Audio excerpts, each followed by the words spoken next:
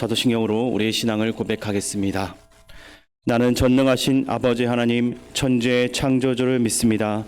나는 그의 유일하신 아들 우리 주 예수 그리스도를 믿습니다. 그는 성령으로 잉태되어 동정녀 마리아에게서 나시고 본디오 빌라도에게 고난을 받아 십자가에 못 박혀 죽으시고 장사된 지 사흘 만에 죽은 자 가운데서 다시 살아나셨으며 하늘에 오르시어 전능하신 아버지 하나님 우편에 앉아 계시다가 거기로부터 살아있는 자와 죽은 자를 심판하러 오십니다. 나는 성령을 믿으며 거룩한 공교회와 성도의 교제와 죄를 용서받는 것과 몸의 부활과 영생을 믿습니다. 아멘. 하나님께서 오늘 우리에게 주시는 말씀은 마가복음 13장입니다.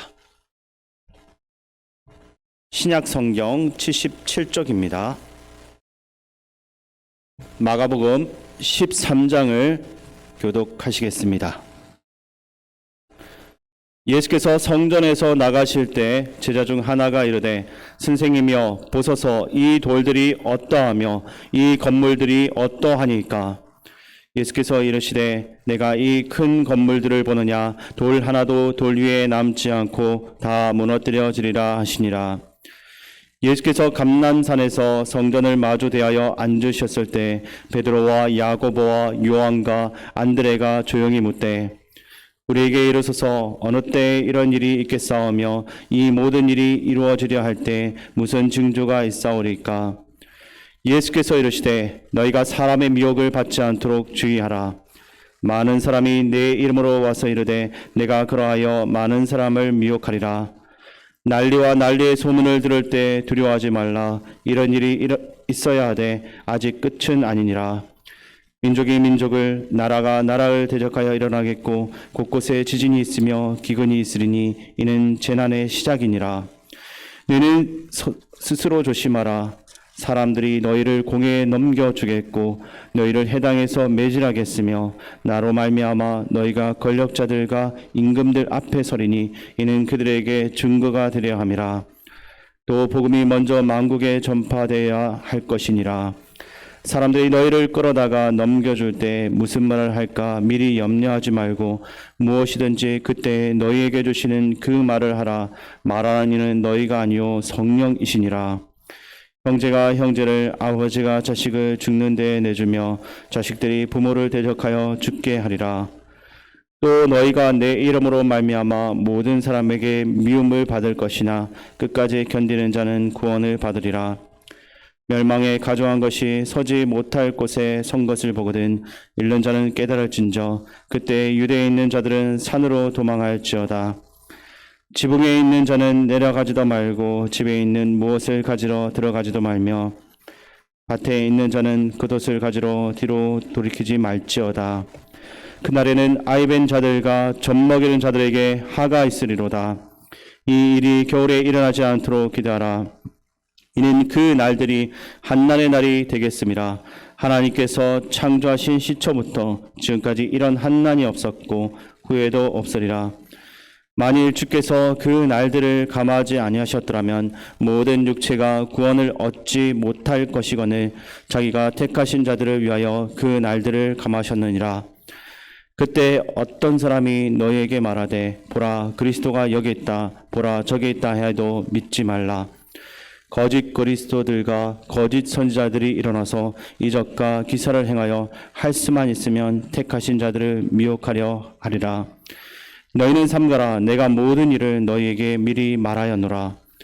그때 그 한난 후 해가 어두워지며 달이 빛을 내지 아니하며 별들이 하늘에서 떨어지며 하늘에 있는 권능들이 흔들리리라.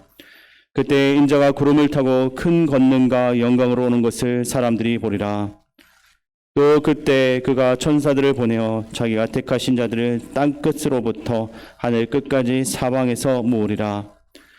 무화과 나무의 비유를 배우라. 그 가지가 연하여지고 잎사귀를 내면 여름이 가까운 줄을 아나니 이와 같이 너희가 이런 일이 일어나는 것을 보거든 인자가 가까이 곧 문 앞에 이른 줄 알라.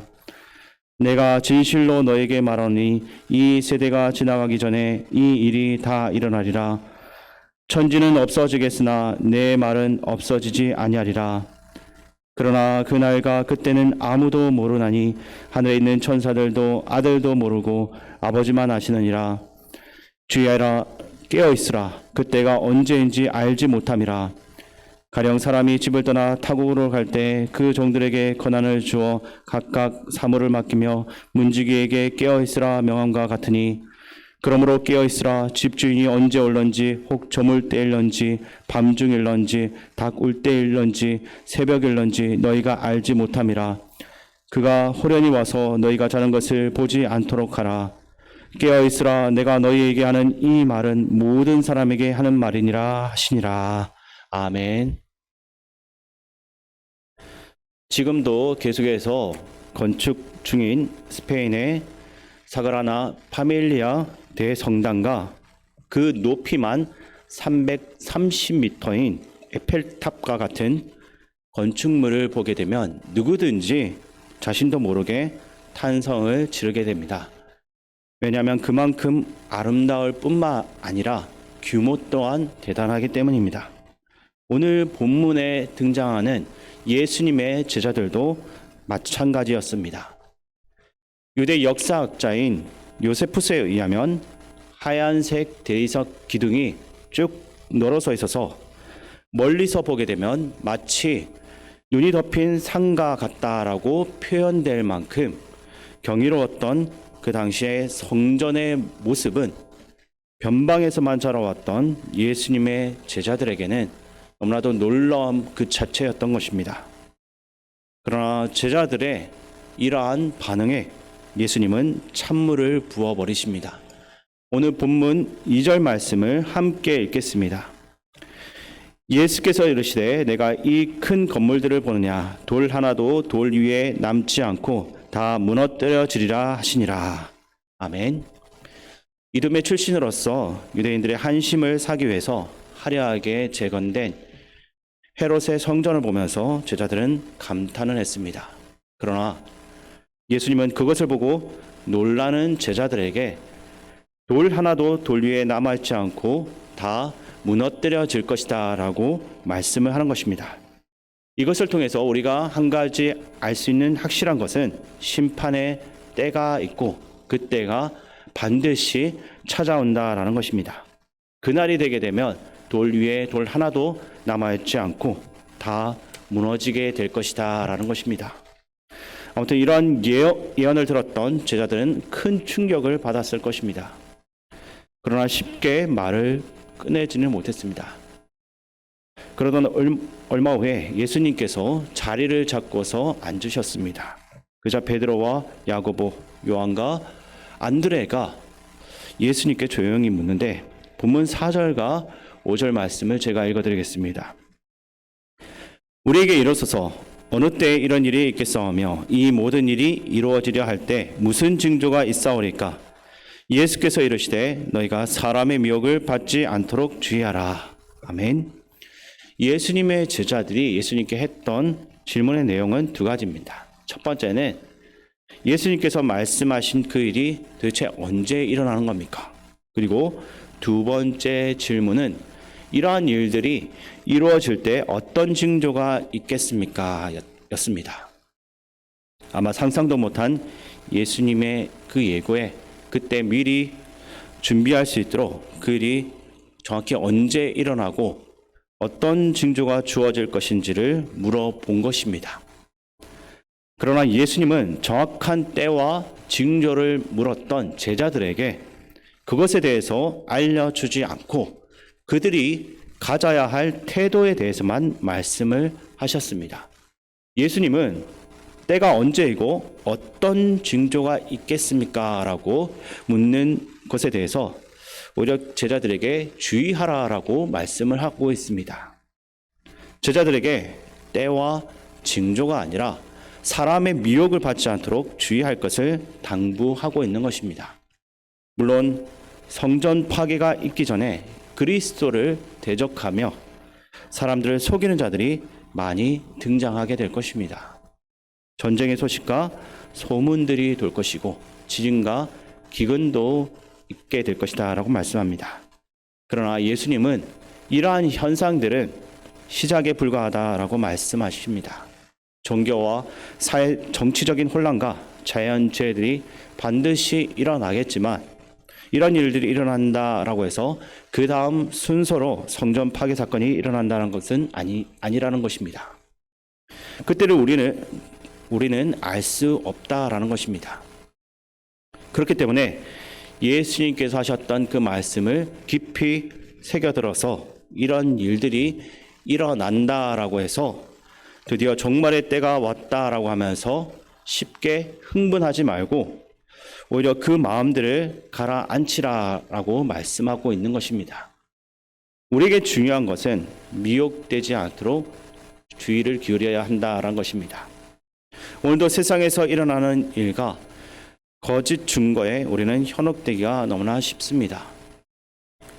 이 세상에서 일어나는 일들을 보게 되면 우리는 마치 당장 내일이라도 세상이 무너질 것처럼 미혹되기가 쉽다라는 것입니다. 특별히 많은 이단들과 거짓 증언하는 자들 앞에서 우리는 미혹되기가 너무 쉬운 것이 오늘을 살아가는 우리들의 모습인 것입니다.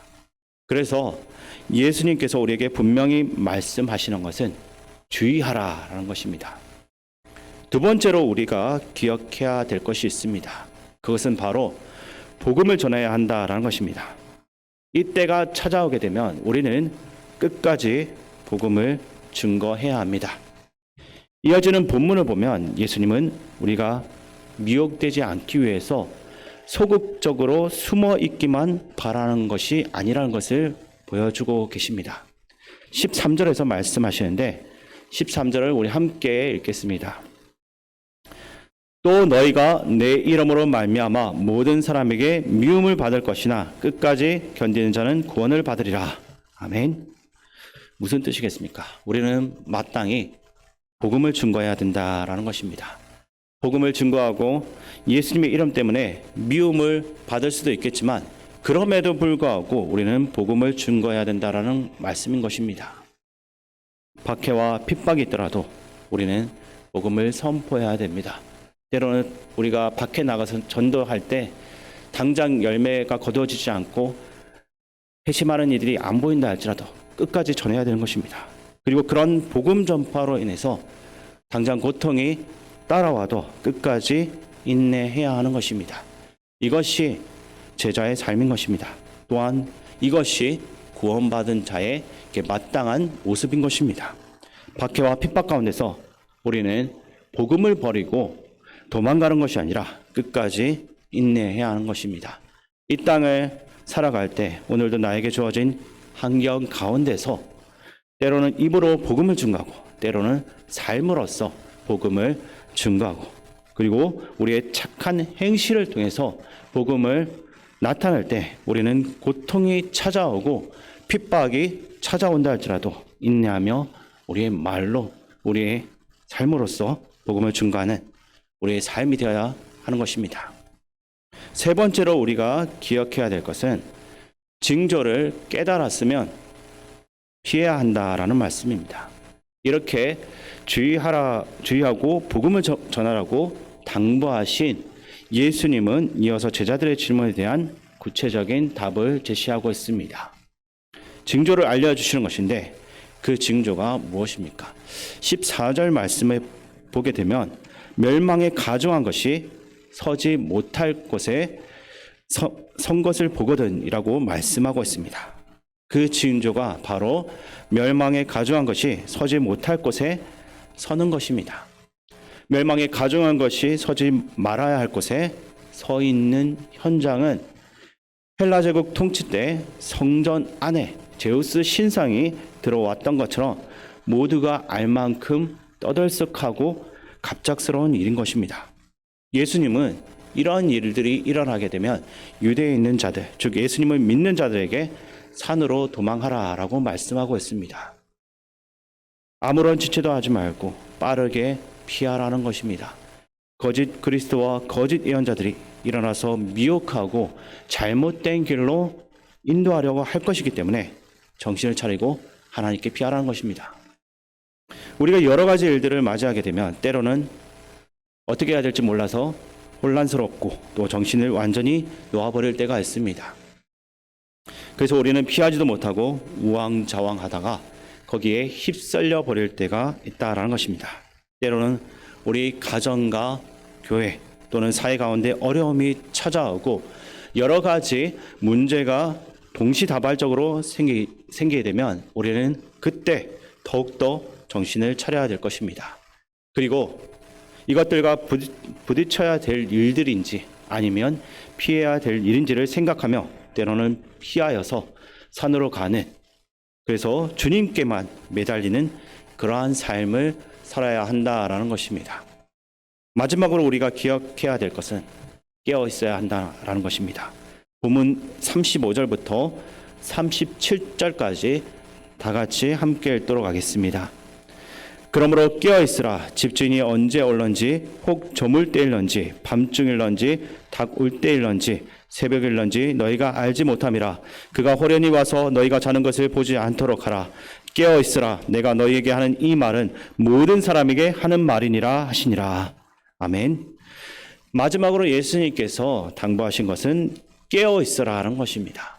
재림은 아무런 징조나 예고 없이 가장 예측하기 힘든 시기에 임하기 때문에 제자는 언제나 준비된 모습으로서 깨어 있어야 된다라는 말입니다. 우리는 늘 종이 주인을 기다리고 있듯이 깨어 있어야 합니다. 그리고 주의 음성에 민감하게 반응을 해야 합니다. 오늘 우리는 어디에 관심을 가지고 있습니까? 우리가 가질 관심은 징조의 정확한 시간이나 또는 때가 아닙니다. 우리가 집중해야 할 것은 이 말세의 때 미혹되지 않고 복음을 전하면서 깨어있는 일입니다.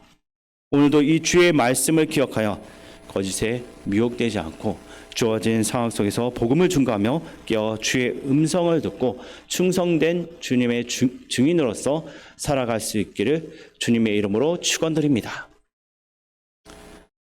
주님, 오늘도 우리는 종말의 시대를 살아가고 있습니다.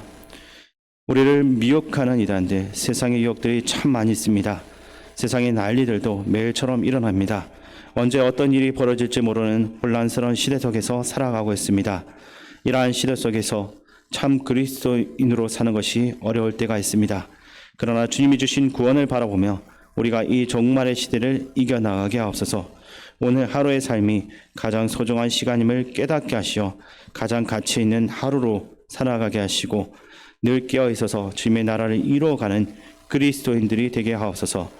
잘못된 시한부 종말론에 빠지지 않게 하시고 이단의 유혹으로부터 승리하게 하옵소서. 우리의 재림제가 되시는 예수 그리스도의 이름으로 기도드립니다. 아멘. 주기도문으로 예배를 마치겠습니다. 하늘에 계신 우리 아버지, 아버지의 이름을 거룩하게 하시며 아버지의 나라가 오게 하시며 아버지의 뜻이 하늘에서와 같이 땅에서 이루어지게 하소서. 오늘 우리에게 일용할 양식을 주시고 우리가 우리에게 잘못한 사람을 용서하여 준 것 같이 우리 죄를 용서하여 주시고 우리를 시험에 빠지지 않게 하시고 악에서 구하소서. 나라와 권능과 영광이 영원히 아버지의 것입니다. 아멘. 오늘 기도 제목을 나누기 전에 잠깐 광고 내용을 전하겠습니다. 김종석 집사님과 장혜순 권사님의 조카 고 김원하 성도님 발인 예배가 오늘 오전 10시 경기도 의료원 장례식장에서 있습니다. 교회에서는 9시 50분에 출발을 할 예정입니다. 가능하신 분들은 참석하셔서 위로해 주시기 바랍니다. 이 시간 우리가 말씀을 가지고 기도할 때 첫 번째로 기도하실 것은 오늘도 주의 말씀을 기억하여서 거짓에 미혹되지 않는 삶을 살아가는 하루가 되게 하여 주옵소서라고 기도하시고 주어진 상황 속에서 당장 열매가 나타나지 않더라도 포기하지 않고 복음을 증거하며 주님께 충성을 다하는 이 하루가 되게 하여 주옵소서라고 기도하시기 바랍니다. 그리고 나라와 민족, 이 땅의 지도자를 위해서 기도하시고 또한 우리 교회와 성도님들을 위해 기도하실 때 어르신과 고3 학생들, 교회 학교와 각 기관들을 위해서 기도하시고 또한 복무 중인 청년들과 한우들, 특별히 강동규 장로님과 전원자 권사님 회복을 위해서 기도하시고 협착 중 수술 후 회복 중인 김홍복 성도님을 위해서 기도해 주시고 오늘 오전 8시에 서경석 집사님이 디스크와 협착 중 시술 잘 받을 수 있도록 기도해 주시기 바랍니다. 마지막으로 세계 각지에서 복음 전하기 위해 수고하는 선교사님들과 담임 목사님 위해서 함께 기도하며 나가겠습니다. 살아계신 하나님 아버지, 오늘도 우리를 불러주셔서 하나님 말씀으로 깨어 있을 수 있도록 이끌어주심을 감사드립니다. 마지막 때 가장 혼란스럽고 어디로 가야 될지 몰라 혼란한 그때에도 늘 깨어있고 하나님 말씀을 더욱더 의지할 수 있도록 도와주시옵소서. 당장 물에 휩쓸릴 만한 그런 상황 가운데 있는 사람들을 우리가 외면하지 않도록 도와주시옵소서. 아버지 하나님, 복음을 전거할 때 당장 우리가 전하는 그 복음으로 인해서 그 사람들이 변하지 않고 우리가 전하는 복음을 무시하며 우리를 공격한다 할지라도 끝까지 포기하지 않고 주님의 사랑으로 복음을 전할 수 있도록 도와주시옵소서. 교회 주변에서 계속해서 전도하기 위해서 애쓰고 있는 그들을 위해서도 우리가 더욱더 기도할 수 있게 도와주시옵소서. 그들이 전하는 그 복음을 인해서 당장 회심자들이 나오지 않는다 할지라도 오히려 우리가 격려하고 그들이 더욱더 열심히 그들과 함께 주의 복음을 전하는데 온 힘을 쏟는 주님의 성도들이 될 수 있도록 도와주시옵소서. 또 하나님 아버지, 아직까지도 고통 가운데 있는 하나님들, 또 어려운 가운데 있는 이들을 하나님께서 위로하여 주시고 육체적인 아픔과 또 정신적인 아픔으로부터 그들이 회복될 수 있도록 주님 은혜 다하여 주시옵소서. 담임 목사님과 사모님 가운데도 하나님 은혜 다하여 주시옵소서.